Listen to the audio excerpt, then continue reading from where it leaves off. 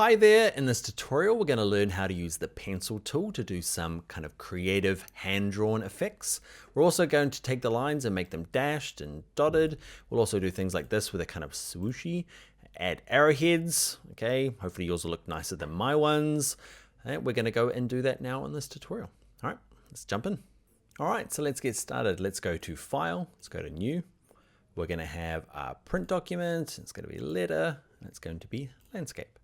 Okay, let's click Create. Let's bring in an image, so File, Place. Okay, and the difference in this case is we did before, we're going to use Drawing 1, and in previous tutorials, if you've watched them, we've clicked on Template, and that kind of puts it on its own layer, it fades it out a little bit, and locks it so that it's easy to draw over the top of. We don't want the kind of fading part of it, so we can't use Template. We're just going to leave Drawing 1, we're going to click Place. Okay, and you can click and drag out and that'll give you like a specific size, or if you click once, like I'm going to do here, it's going to kind of just put it in at its full size. So depending on your image, you might drag it out, or just like I've done here, click once and it comes in at full size.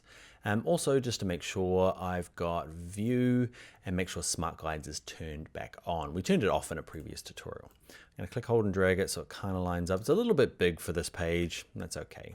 So in your layers panel, we're going to manually kind of do that template part that we did in the previous video. So this one here, I'm going to double click the word layer 1, and this is going to be background. This is not essential, it's just handy when we're doing this tutorial together. So I've named it, and this kind of mysterious icon here, this kind of empty space, click it, it locks the layer. Okay, so you just meant to know that that's the place to click. And I'm going to make a new layer. There's a little turned up page down the bottom here. I'm going to click on that once. Okay, I've got layer 2. And I'm just going to double click layer 2 and call this one drawing.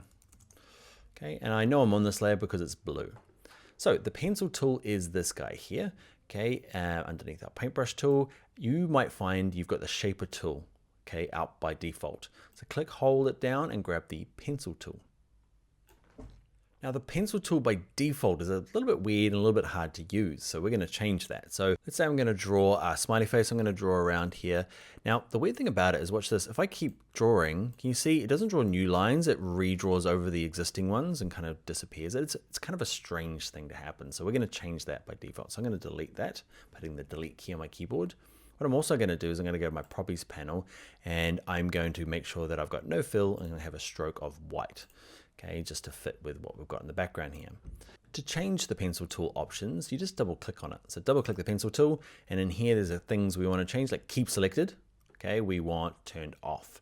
Okay, and the other thing we want to do is here where it says fidelity, okay, it's going to try and help you out and make your drawing look a little smoother and a little better. I love it right up. Okay, especially if I'm drawing, say, with my mouse like I am here, or my touchpad.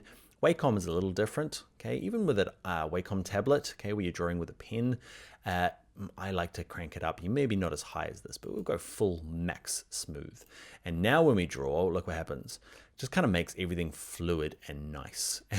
That's probably not the nicest, okay? But let's grab our black arrow. I'm going to delete them.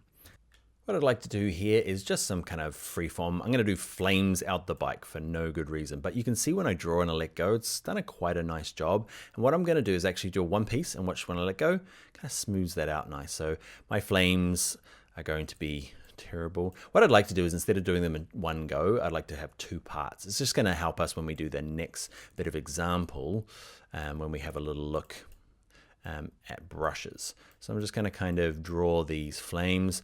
Now I really want to go grab my Wacom tablet here because this is looking pretty bad. These are meant to be flames, by the way. Looks like a pineapple's growing out the back. It totally looks like a pineapple. That's okay. What we're going to do is look at some of the techniques for stroke. So some of the first things you need to know about drawing lines like this is, with the black arrow, let's select them all. And because we've got the background layer locked, okay, it doesn't select any of that stuff. So I've got them selected, and over here under our properties panel, okay, the basics are stroke. We've got our stroke weight, which we looked in at a earlier example. Okay, I'm going to crank it up to say 6 points just so I can show you some of these other options for stroke. Now to open up all the advanced settings for the stroke, you just click on the word stroke and it kind of opens them all up.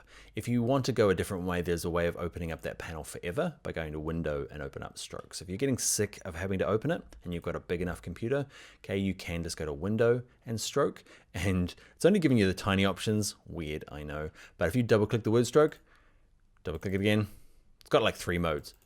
4 modes.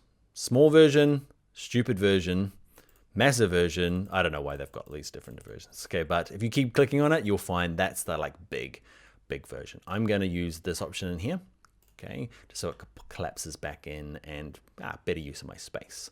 So I'm going to click on it, and the first thing we're going to look at is the capping. Okay, so this changes quite a bit of the look. So I'm going to zoom in a little bit of my pineapple flames.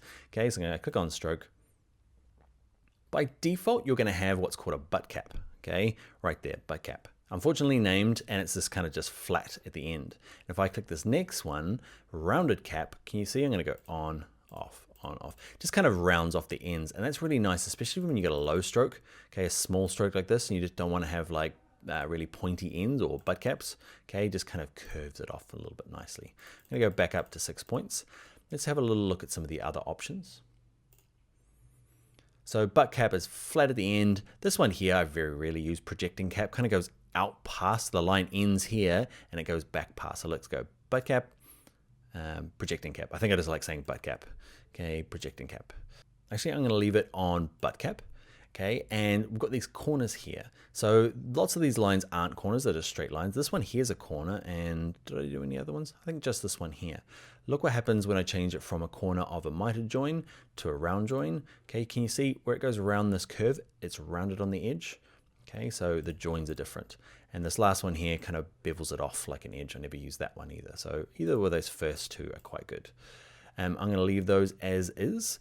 And what might look good for our flaming pineapple now is down here, right at the bottom, something called profile. Profile is a nice way of just changing the line instead of being perfect all the way along. Look on this one here, just kind of makes it tapered at both ends. You can kind of see that gets projected onto our lines. That's kind of why I wanted having separate lines, because you get this kind of like pointy ends on both sides. Whereas this one here, it's pointy at the tippy tips, okay, but not, it's quite thick through the middle here. Up to you.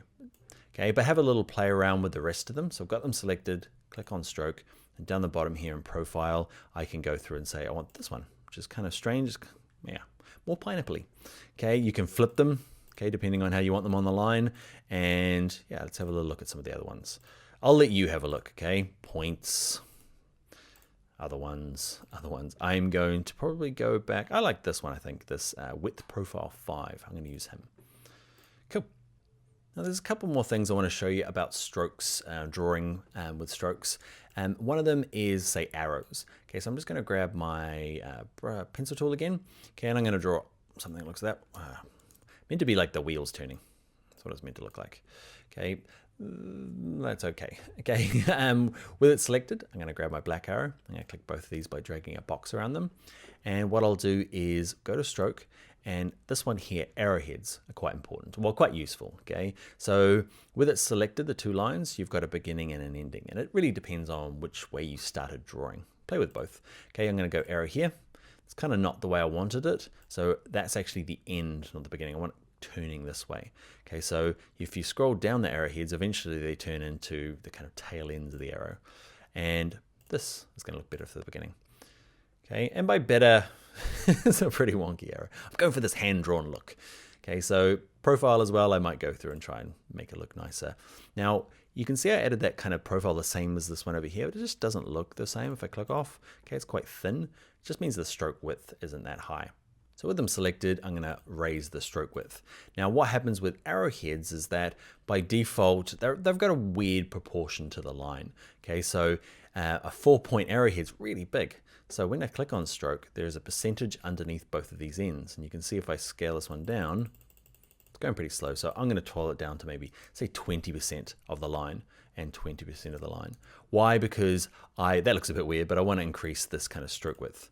Okay, and maybe flip it across. I don't know, I've made really ugly lines. But you're getting the sense of it, right? With you can add arrowheads, easy peasy.